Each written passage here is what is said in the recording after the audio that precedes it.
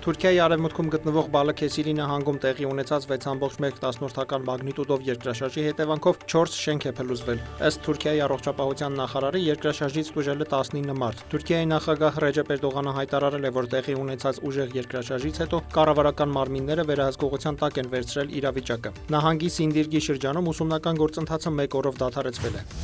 Այս տարվա ամենահզոր փոթորիկը համարվող Մելիսան մոտենում է Ճամայկային Կարիբյան ծովով շարժվելով հյուսիս-արևելք։ Մելիսա փոթորկի պատճառով Ճամայկայում զոհվել է 3, Հայիթիում եւ Դոմինիկյան Հանրապետությունում 4 մարդ։ Մինչև 282 կմ/ժ քամու արագությամբ Մելիսան 5-րդ կատեգորիայի առավելագույն ուժգնության փոթորիկ է։ Մասնագետներն այն բնութագրել են որպես հրեշավոր փոթորիկ։ Փորձագետները զգուշացրել են, որ դրա դանդաղ ընթացքը կարող է նշանակել երկարատև տեղատարափ անձրևներ որոշ տարածքներում, ինչը կմեծացնի ջրհեղեղների եւ սողանքների վտանգը։ Ճամայկայի վարչապետ Էնդրյու Հոլները հրամայել է մարդկանց տարհանել ցածրադիր տարածքներից, քանի դեռ կղզին պատրաստվում է փոթորկի հարվածին։ Երկրի կառավարությունը նշել է, որ վերջին փոթորիկը, որն ուղղակիորեն հարվածել է Ճամայկային, եղել է 37 տարի առաջ։ Ճամայկայի 2 միջազգային օդանավակայանները փակվել են, դադարեցնելով բոլոր գործողությունները։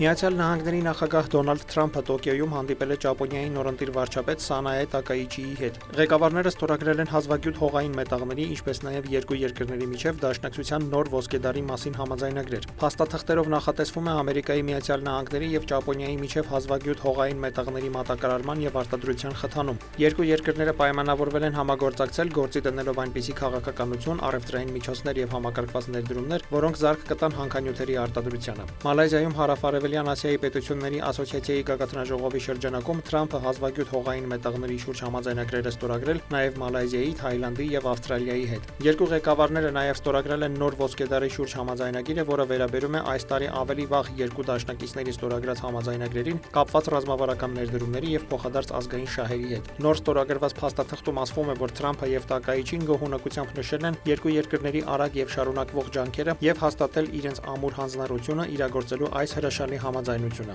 Նոր ոսկեդարի եւ հազվագյուտ հողային մետաղների վերաբերյալ փաստաթղթերը ստորագրելիս Դոնալդ Թրամփը հայտարարել է, որ Ճապոնիան Միացյալ Նահանգների դաշնակիցն է ամենաբարձր մակարդակով։ Նա նաև ընդգծել է ընտրությունում Տակաիչիի որպես Ճապոնիայի առաջին կին վարչապետի հաղթանակի կարևորությունը։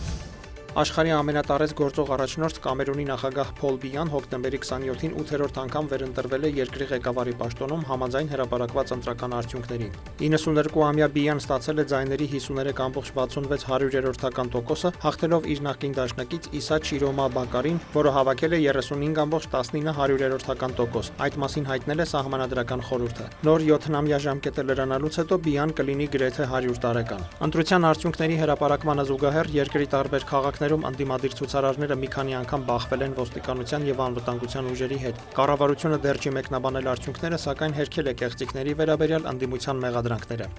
Դավիթ Մուրադյան, լուրեր։